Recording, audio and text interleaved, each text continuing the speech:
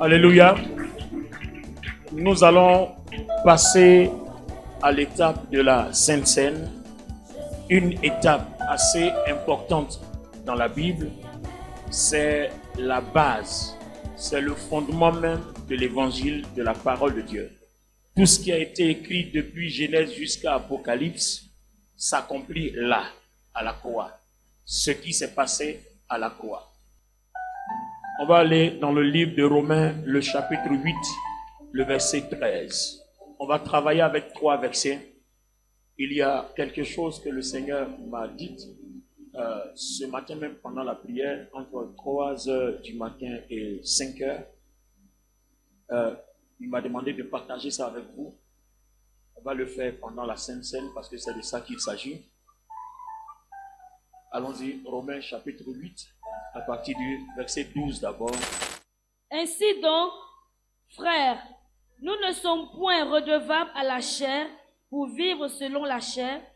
Si vous vivez selon la chair, vous mourrez. Mais si par l'esprit vous faites mourir les actions du corps, vous vivrez.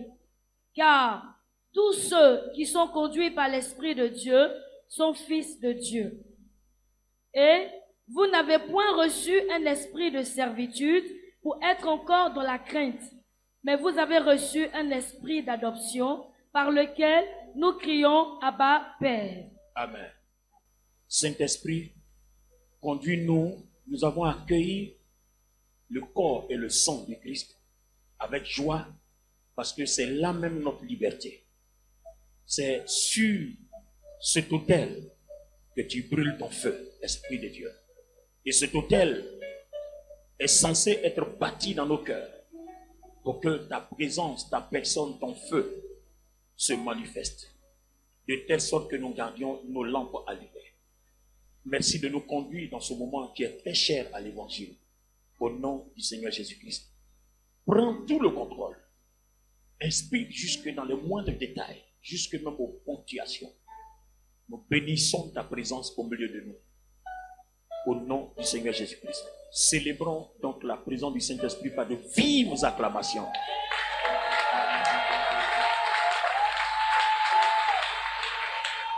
Amen.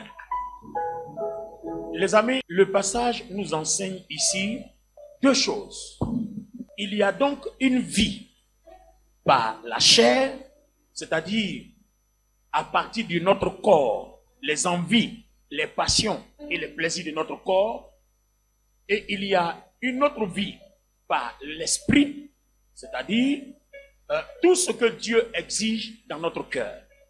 Donc, notre vie chrétienne concerne 2 domaines. Le domaine de la chair, c'est-à-dire du corps, et le domaine de l'esprit, c'est-à-dire du cœur. Très important. Regarde ton voisin, dis-lui, la chair et l'esprit, le corps et le cœur.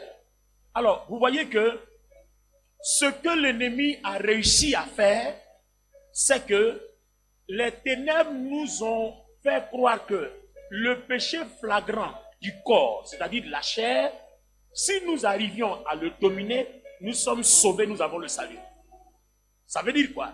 Ça veut dire que quand quelqu'un arrive à dominer l'impudicité, la masturbation, la fornication, l'adultère sexuel, l'avortement, tout péché flagrant que le corps commet, qu'on peut voir des yeux nus, pour les chrétiens, une fois que vous les dominez, que vous ne les faites plus, ça veut dire que vous êtes sauvés.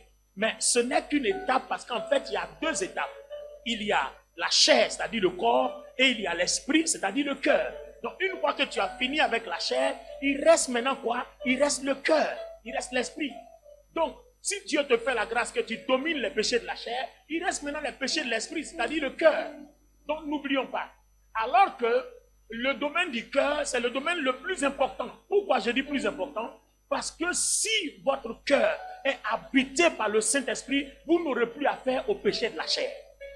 Parce que ça se règle automatiquement. Mais qu'est-ce que les chrétiens ont fait? Les chrétiens sont restés au niveau de la chair et ils n'ont plus évolué. Ça fait que beaucoup de chrétiens ont des péchés dans leur chair, dans leur corps, qu'ils n'arrivent pas à abandonner. Pourquoi? Parce qu'ils ne sont pas montés au stade où le Seigneur éteint tous les traits enflammés du malin dans la chair, c'est-à-dire dans le corps. Alléluia. Maintenant, nous nous posons la question, comment nous allons faire à partir du moment où on se bat pour éteindre les péchés de la chair, comment on peut faire pour régler les problèmes de l'esprit. Amen. Alors, on va aller encore dans les Écritures. Prends avec moi Matthieu, le chapitre 25, à partir du verset 1.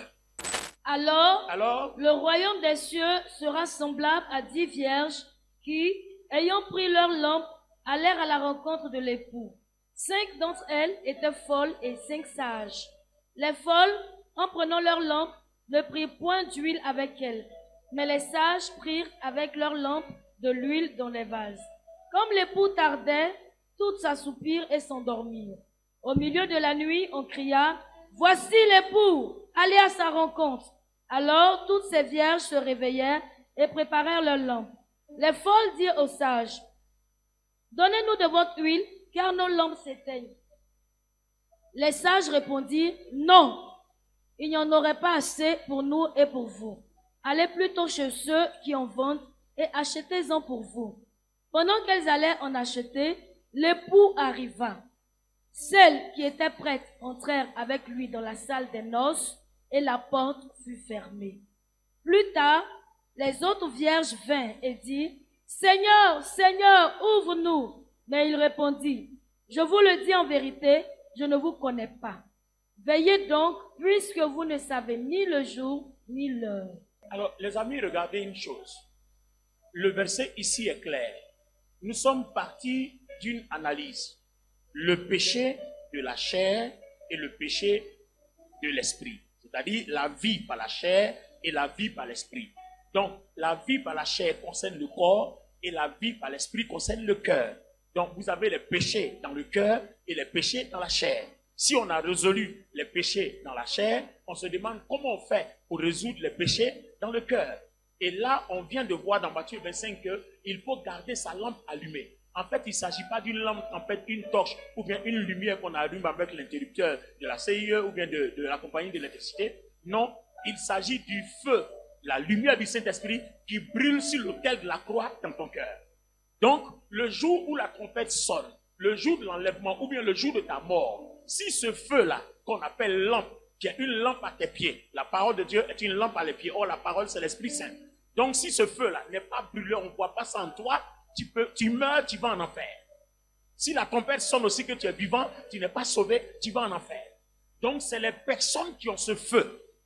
Ça veut dire que quand on a reçu le Saint-Esprit, il va falloir vivre, garder cette communion avec lui, garder ce feu-là allumé jusqu'à ce que soit on arrive à notre mort ou bien jusqu'à ce qu'on arrive à l'enlèvement. Celui qui peut garder cette communion-là avec ce feu-là, celui-là est sauvé. Donc c'est la lampe-là que Dieu regarde. Une fois qu'il a vu ça, alors tu es sauvé. Pour ceux qui étaient là le mercredi, je vous ai partagé une révélation que le Seigneur m'a faite. J'étais au volant et puis Dieu me parlait. Non, c'était sur les yeux. Le Seigneur m'a révélé quelque chose. Il me parlait de l'enlèvement. C'est une des rares fois dans ma vie où j'ai entendu Dieu me parler sur une longue, au moins 2 à 3 minutes comme ça. Je roulais, j'étais calme et puis il parlait. J'écoutais seulement. Regardez ce qu'il dit. Il dit, quand vous mourrez ou le jour de l'enlèvement, voici ce qui se passe. Regardez d'abord dans la chambre haute. Le Saint-Esprit est descendu sous forme de langue de feu. Mais il est descendu dans les gens. Vous comprenez? Donc le Saint-Esprit habite en toi sous forme de lumière, de feu, de lampe. Est-ce que vous comprenez jusque-là? Le jour où la trompette va sonner, ou bien le jour de ta mort, c'est cette lumière-là qui t'attire vers Dieu. Est-ce que vous comprenez? Parce que le Saint-Esprit va quitter la terre. Mais il ne quitte pas la terre seul, il quitte la terre avec son église. C'est-à-dire son église, ceux qui ont confessé Jésus en esprit, en vérité. Donc cette lumière-là te change. Il va changer ton corps naturel là en corps glorieux. À partir de sa lumière, ça va être un corps lumineux. Et puis il va monter avec toi vers le Seigneur. Amen. Donc on réalise que ce feu-là est important. Il est important. Si tu ne l'as pas, tu ne peux pas aller au ciel. C'est la chose la plus fondamentale. Si tu ne l'as pas, tu ne peux pas aller au ciel. Maintenant, le problème est qu'il faut garder ce feu. Mais comme ce feu-là brûle dans le cœur, il va falloir donc que toi et moi, nous cultivions les attitudes du cœur. on a cultivé les attitudes de la chair. On a fui l'impudicité, on a fui l'adultère, on a fui l'homosexualité, on a fui le lesbianisme, on a fui toutes ces choses. On a fui la sorcellerie, on a fui l'idolâtrie, on a fui... Tout ça, c'est des péchés flagrants. Maintenant, les péchés cachés qui font qu'on ne réalise même pas qu'on est pécheur, alors qu'on pense qu'on est sauvé, devant Dieu, on ne l'est pas. Parce qu'on s'est préoccupé de la chair, mais on ne s'est pas préoccupé de l'essentiel qui héberge cette lampe-là que Dieu doit voir allumée et qui doit nous attirer vers le ciel. Le jour de notre mort ou le jour où la trompette sonne pour l'enlèvement. Alors, le Seigneur m'a dit, pour comprendre ça ce matin, pour comprendre ça, il m'a conduit dans un passage. Allons-y dans Luc 23. Je partage avec vous les différentes révélations que le Seigneur m'a faites dans la semaine jusqu'à ce matin. Luc chapitre 23, à partir du verset 23. Lorsqu'il fut arrivé au lieu appelé Crâne, ils le crucifièrent là, ainsi que les deux malfaiteurs, l'un à droite, l'autre à gauche. Jésus dit, Père, pardonne-leur, car ils ne savent pas ce qu'ils font. Est-ce que vous comprenez? Attends, dites-le avec moi. Père, pardonne-leur, car ils ne savent pas ce qu'ils font. C'est bon. C'est sur ça que le Seigneur m'a parlé ce matin. En fait, j'étais en train de prier ce matin, entre 3h et 4h. J'ai commencé à prier. Quand je me suis assis, après une méditation profonde, le Seigneur commence à me montrer le visage de beaucoup de personnes pour lesquelles je devais prier, à qui je devais accorder le pardon. Mais ce n'était pas des faits récents. C'est des faits anciens qui remontent 10 ans en arrière. J'étais là, c'est quoi? Comment on peut me ramener? C'est-à-dire, moi-même, j'ai oublié. Mais Dieu dit, tu dois pardonner. 10 ans en arrière. Donc, il faisait apparaître les visages. Et je priais. Et quand j'ai fini de prier, j'ai obéi simplement. Et je demande au Seigneur, mais pourquoi? Parce que moi-même, j'ai oublié. Il dit, voilà, tu vois aujourd'hui ce que j'ai fait de toi. Il y a 10 ans en arrière, ce que tu comprends aujourd'hui, tu ne pouvais pas comprendre. Si tu comprenais ce que tu comprends aujourd'hui, là, il y a des choses que tu n'aurais pas fait 10 ans en arrière. Donc, comme tu comprends, eux aussi, ils ne comprennent pas. Donc, le jour où ils vont comprendre comme toi, ils vont regretter ce qu'ils ont fait. Donc, pardonne-leur. Waouh! Non, est-ce que quelqu'un a compris? Je vais reprendre, c'est la partie la plus importante. C'est pour ça que le Seigneur m'a demandé de vous parler avant de prendre la Sainte Seine. Il m'a montré le secret du pardon. Si tu veux, l'exhortation que je donne maintenant, le titre, le sujet du sujet, c'est le secret du pardon. Le secret du pardon, c'est quoi? Il dit, Père, pardonne-leur ce qu'ils font. Les gens qui viennent de le crucifier, qui l'ont frappé sans pitié.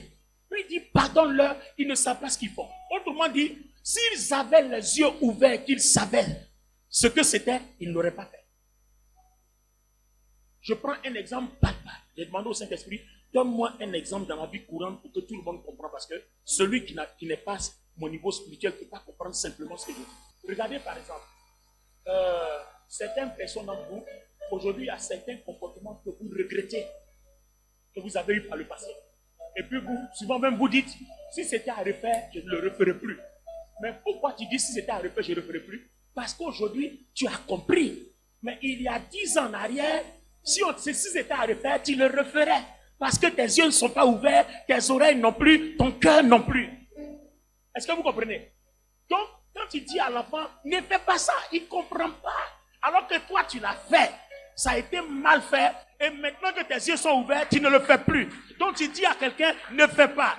Ça veut dire que quand l'enfant fait, tu dois lui pardonner parce que tu sais qu'il ne sait pas. Donc, le Seigneur dit, Père, pardonne-leur car ils ne savent pas ce qu'ils font. Donc, le courage que tu as pour pardonner est fondé sur le fait que la personne qui est en train de commettre des erreurs et des gaffes ne sait pas ce qu'elle fait. Aujourd'hui, là, vous avez combien? Quelqu'un a 50 ans, 60 ans. Mais les péchés que j'ai commis à 20 ans, je ne peux plus les commettre aujourd'hui. Et même souvent, même quand ça vient dans mon souvenir, je les regrette amèrement. Pourquoi? Parce qu'aujourd'hui, je sais ce que je fais. Mais à l'époque, il y a 20 ans en arrière, je ne savais pas ce que je faisais. Donc le Seigneur me pardonne parce qu'il sait que je ne sais pas ce que je fais. Le jour où tu vas faire alors que tu sais ce que tu fais, c'est ce jour-là qui te punit. Est-ce que quelqu'un comprend? Donc celui qui sait et puis qui fait, c'est celui-là qui a affaire au Seigneur. Mais celui qui ne sait pas, Dieu lui accorde quoi? Sa grâce. Donc la mort à la croix, le pardon des péchés concerne ceux qui commettent le péché sans savoir ce qu'ils font. Et le Seigneur va exiger qu'on prie pour eux, qu'on leur pardonne jusqu'à ce qu'ils sachent ce qu'ils font. Et le jour où ils vont savoir ce qu'ils font, ils vont venir vous demander pardon, ils vont regretter leur faute. Mais le ciel n'accorde pas le pardon à celui qui sait et qui le fait. Ça veut dire que c'est un acte conscient, délibéré. Ça s'appelle une désobéissance. Mais celui qui pose un acte qui n'est pas bon, d'accord, mais qui ne sait pas ce qu'il fait, Dieu n'appelle pas ça désobéissance. Dieu appelle ça immaturité. Ignorance. Donc, ce genre de personne a droit au pardon. Alors, mes bien-aimés dans le Seigneur, c'était là la fondation de l'exhortation. Juste parler avec vous pour vous montrer le secret du pardon. Pourquoi est-ce que quand quelqu'un te fait quelque chose, tu peux lui pardonner facilement? Si la personne sait, c'est un autre débat. Mais si la personne ne sait pas, il faut lui accorder la grâce. C'est pour ça que dans l'église, nous devons regarder nos actions les uns les autres. Quelqu'un peut te faire quelque chose et puis 2 jours après venir regretter, oh ma soeur, mon frère, excuse-moi, je ne savais pas ce que je faisais. Vous-même, même jusqu'à présent même, parce que vous savez, chaque saison de notre vie a son péché. Souvent même tu fais quelque chose et puis tu t'assois et tu dis, mais attends, qu'est-ce que j'ai fait là même? Ça ne vous arrive pas? Assois-toi seul, hein, et tu dis, mais attends, moi-même j'ai fait quoi comme ça même? Tu vois que le Saint-Esprit est en train d'interpeller que tu ne savais pas ce que tu faisais. Maintenant que tu fais, tu le regrettes. Maintenant que tu sais, tu le regrettes. Maintenant, si tu sais que tu ne regrettes pas, que tu es prêt à refaire encore, ça rentre dans une autre dimension de la rébellion, de la désobéissance. Les amis, voilà sur quelle base le Seigneur nous pardonne nos péchés. Voilà sur quelle base le pardon de la grâce opère dans notre vie. Pardonne-leur, car ils ne savent pas ce qu'ils font. À partir du moment où nous commençons à pardonner, la lumière du Seigneur commence à brûler. La croix est bâtie, parce que la croix, c'est le pardon. L'autel de la croix est bâti et le Saint-Esprit commence à brûler dans notre cœur sur cet autel-là. Et c'est à ce moment-là qu'il brûle tout péché de rancœur et ça disparaît. Il brûle tout péché de colère, ça disparaît. Il brûle tout péché d'hypocrisie, ça disparaît. Il brûle tout péché d'amertume, de haine, ça disparaît. C'est comme ça qu'on commence à assainir notre cœur. C'est comme ça qu'on commence à rendre notre cœur pur. Et c'est à partir de cet instant-là, et notre chair, et notre cœur commence à être purifié. Donc, on purifie le corps et on purifie le cœur. Il ne faut pas purifier le corps seulement et laisser le cœur, c'est un danger. Purifie les deux. Et pour purifier les deux, Père, pardonne-leur car ils ne savent pas ce qu'ils font. Commence à cultiver ton cœur, à aimer ton prochain. Et aimer le prochain, c'est des actes. Il faut lui pardonner. Mais la base, nous venons de l'expliquer. Pardonne-leur. Pourquoi? Ils ne savent pas. Il n'a pas dit pardonne-leur parce qu'ils sont des pécheurs, mais pardonne parce qu'ils ne savent pas. Donc si tu sais, ça devient un autre sujet que je n'ai pas envie de traiter parce que c'est une autre dimension. Mais si tu ne sais pas, le Seigneur te fera grâce. Est-ce que toi aussi tu es prêt à faire grâce à quelqu'un qui ne sait pas? Est-ce que tu es prêt à regarder ton prochain comme un non-sachant? Quelqu'un qui ne sait pas. On va tous demander pardon à Dieu. On va pardonner aussi à toutes les personnes. Regarde un peu comme le Seigneur m'a ramené aujourd'hui, plus de 10 ans en arrière. Va fouiller dans ton tiroir. Il y a des choses qui ont été faites il y a quelques années en arrière. Pardonne, laisse tomber. Parce que ces personnes-là ne savaient pas ce qu'elles faisaient. Inutile de condamner quelqu'un qui ne sait pas ce qu'il fait. Pourquoi quand un enfant prend sa main, regardez un enfant, il prend sa main, il s'en la met dans le feu? Pourquoi? S'il savait que le feu brûlait, il allait mettre sa main. Non! C'est pour ça que les enfants ne sont pas jugés. Quand un enfant meurt, il ne va pas en enfer jusqu'à l'âge de maturité. Quand un enfant n'est pas... bon, l'âge de maturité ici, c'est combien? 18 ans, non? C'est-à-dire, un enfant, jusqu'à l'âge de maturité, s'il meurt, directement, il va au ciel. Il n'est pas jugé. Parce qu'on considère qu'il n'est pas mûr. Mais aujourd'hui, là, on a une autre expérience de la maturité parce que ta conscience commence à détecter le bien et le mal à partir d'un certain seuil. Donc, quand ta vie et ton âge arrivent au seuil où tu commences à détecter, savoir faire la différence entre le bien et le mal, c'est là que tes péchés sont pris en compte. Donc, si tu meurs avant que ta conscience ne sache détecter le bien et le mal, Dieu ne prend pas tes péchés en compte, tu vas au ciel. Ça s'appelle aussi la grâce.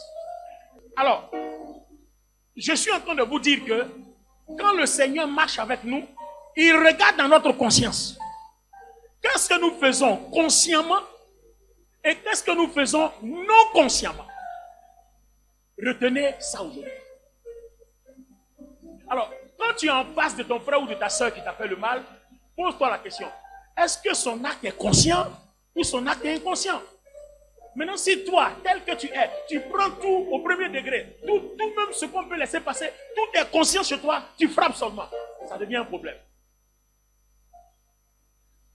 Vous-même, vous voyez, non? Donc, quand ton frère ou ta soeur t'a fait quelque chose, réfléchis. Est-ce que son acte est conscient ou non conscient? Par exemple, regarde, ton pied est là, je passe, non? Et puis je n'ai pas fait exprès, j'ai heurté ton pied. Est-ce que tu peux te mettre à me jeter? Ça n'a pas de sens. Non, ça n'a pas de sens parce que l'acte n'est pas conscient. Mais si je fais exprès, j'arrive et puis je marche sur ton pied. À ce moment précis là, je vais t'envoyer à la police parce que tu es conscient. Ça veut dire que tu es mauvais. On doit te corriger. On doit t'emprisonner. Tu es un danger pour la société. C'est-à-dire, on doit t'interner pour te délivrer. C'est pour ça que les prisons existent. Même dans les lieux célestes, les anges ont des prisons. On les met en prison. Les corrections existent. Ça ne veut pas dire que l'amour est exempt de correction. Ça existe. Quand ton acte est conscient, que tu n'es pas prêt à te repentir, tu mérites une correction. Parce que nous avons pris le message de l'amour et du pardon comme si Dieu ne corrige plus. Attention, si Dieu ne corrigerait pas, il n'y aurait pas eu l'enfer. L'enfer, c'est pour les gens qui sont conscients, mais qui refusent de se repentir. C'est écrit noir sur blanc dans la Bible. Donc, quand ton péché contre moi est conscient, délibéré, de façon à nuire ou à détruire, tu deviens dangereux. Je me sépare de toi. Ça ne veut pas dire que l'amour n'existe pas. Au contraire, c'est à cause de l'amour même que je dois me séparer de toi. Parce que si je reste là, que tu me sors ton couteau, je serai obligé de sortir le mien pour me défendre. Mais pour ne pas arriver là, je préfère me séparer. Donc, l'amour n'est pas la tolérance de tout ce qui est mal. Sinon, Lucifer n'aurait pas chuté. Dieu allait le garder au ciel. L'amour ne tolère pas les actes mauvais conscients. Est-ce que le Saint-Esprit nous parle ce matin? L'amour n'est pas l'approbation des actes mauvais conscients. L'amour n'accepte pas. L'amour va interpeller les actes mauvais conscients jusqu'à ce que la personne dise « Moi, je ne veux pas accepter ». Alors Dieu lui donne l'enfer. Parce que tu ne peux pas habiter au milieu des gens repentants qui changent avec des actes mauvais, conscients, sans changement, sans transformation. Tu deviens dangereux pour ceux qui sont transformés. Le message est clair ce matin.